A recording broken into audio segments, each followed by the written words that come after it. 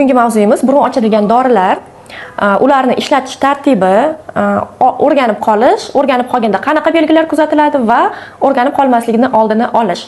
Demak, burun ochadigan dorilarni biz 3 ta pozitsiyaga bo'linadi. Yokida 3 ta avlod. Mashina misolida tushuntiradigan bo'lsam, bu xuddi mashinaning 1-chi, 2-chi, 3-chi pozitsiyasi deymiz.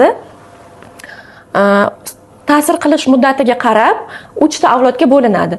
Birinchisi bu 4-6 soat ta'sir qiladigan dorilar. Bu yerda iltimos qilib qolardim, bu yerda hech qanaqa dori reklamasi yo'q. Men faqat bizani aptekalardagi dorilar tarkibidan kelib chiqqan holda shu misollarni olib ketyapman. Demak, birinchisi 4-6 soat ta'sir qiladigani bu hamma bilgan naftizin. Demak, buni bilib olishimiz kerak, ta'sir muddati qisqa. Ikkinchisi bu 8-10 soat ta'sir qiladigan dorilar guruhi, ya'ni bunga kiradi sinub saqlovchi dori vositalari hamda 3-guruhi bu 12 soatgacha ta'sir qiladi. Nazivin dorisi shu 12 soatgacha ta'sir qiladigan moddani ichida saqlaydi. Demak, biz bu soatlarni bilishimizdan maqsad nima? O'zingiz ko'rib turgandek, bunda qarang. Demak, 4-6 soatga yetsa dori, siz uni necha marta sepishingiz kerak bo'ladi burunga? Demak, bunda burunga tomizish yoki sepish karasi bunda ko'proq bo'ladi, ya'niki qisqa muddatga ta'sir qilayotgani uchun. Keyingisi sinub 8-10 soatga ta'sir qilgani uchun bizda sutkada 24 soat borligini hisobga olganda 24 ni 8 ga bo'lsangiz, demak buni 3 marta ishlatish kerak bo'ladi. 3-chi avlod dorilarni esa 12 soatgacha ketgani uchun sutkasida 2 mahalgina qo'llashsa kifoya. Demak, ushbu dorining ishlab chiqarish shakllari 3 xil bo'ladi.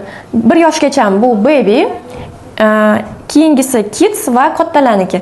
Babysi bu 1 yoshgacha bo'lgan bolalarda pipetka yordamida tomiziladi va tomchi shaklida bo'ladi.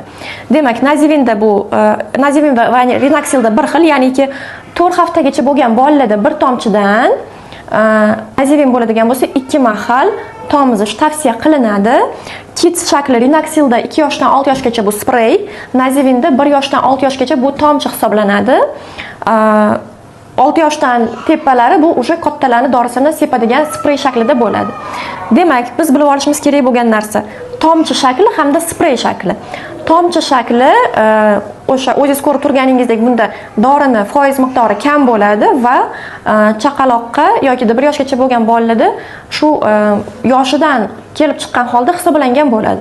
Endi qachon biz tomchi tomizishimiz mumkin, qachon sprey sepishimiz mumkin? Yetakchi davlatlar ma'lumotiga ko'ra 2 yoshdan boshlab sprey sepish mumkin.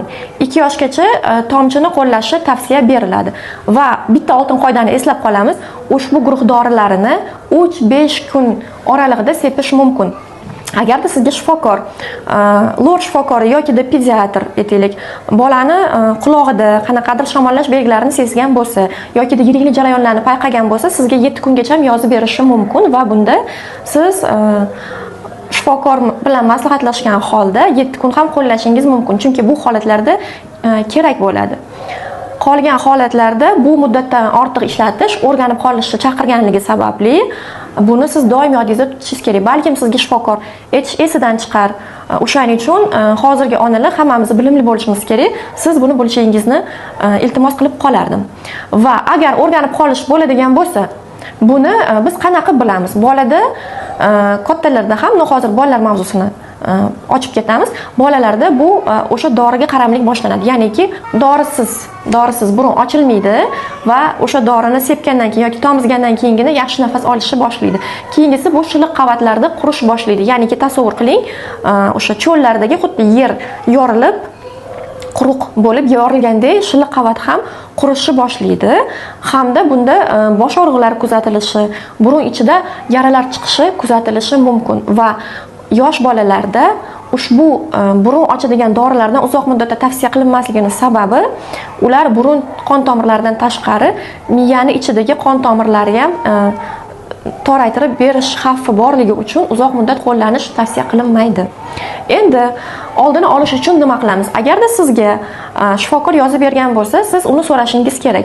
Masalan, bolada emayotganda yoki smesini ichayotganda yoki uxlayotganda umuman harakati davomida ham burun bitishi, burundan nafas olish belgilari bormi? Bundan oldingi videoda men qaysi holatlarda burun ochadigan dorilarni qo'llanish kerakligini batafsil yoritdim.